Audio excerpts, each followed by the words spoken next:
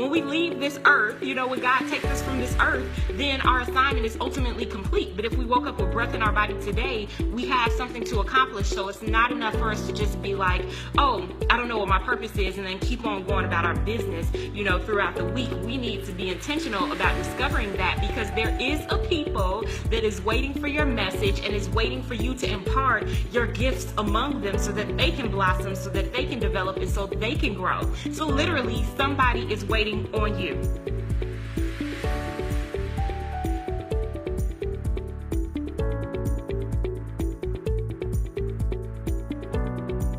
Hey, my name is Aaja Corinne Magee. I am a wife, I am a mother, I am a strategist and a speaker, also recently a media communications director for Brown Farmer Media Group. And the brand is embracing who you are, every aspect of you, and branding as a lifestyle, not as something that you do occasionally. It's who you are, it's how you live, and it's a tool to create your legacy.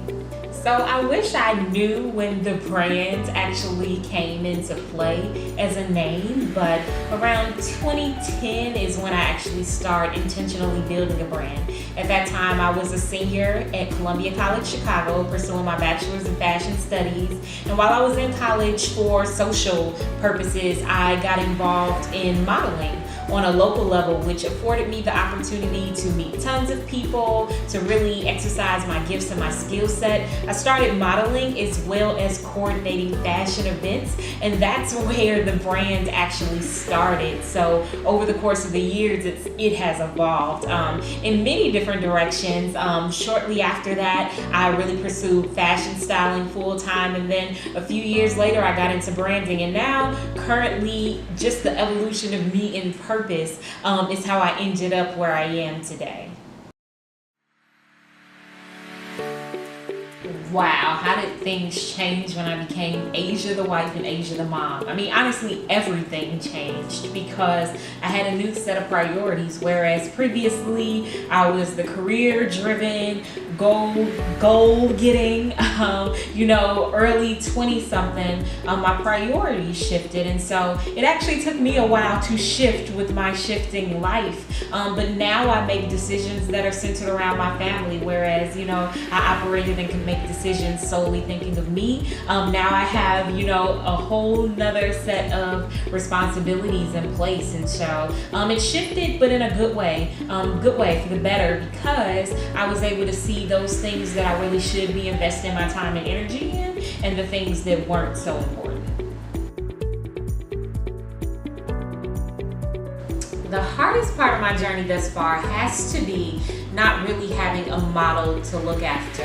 I really feel like I've been forging my own path by the grace of God, to say the least, but really every day is on-the-job training. There is no real model of what this looks like, so it's daily about me walking forward, asking God, how do you want me to spend my day? Who do you want me to connect to? And ultimately getting more in tune with my life's purpose to come into a greater sense of alignment. It wasn't always as easy when I didn't hear God as clearly, but now as I've made that a priority, it seems that the path is good and easy sailing.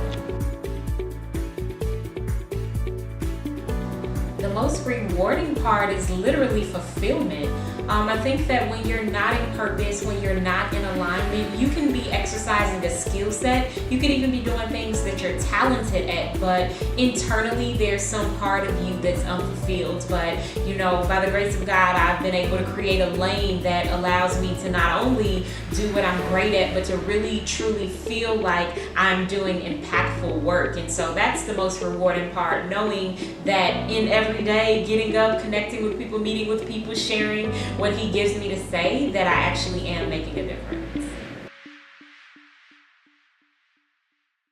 I really love the opportunity that Essations is giving to women to really talk about what it means to be a truly naked woman. To me, being a naked woman means the ability to find strength in your weaknesses.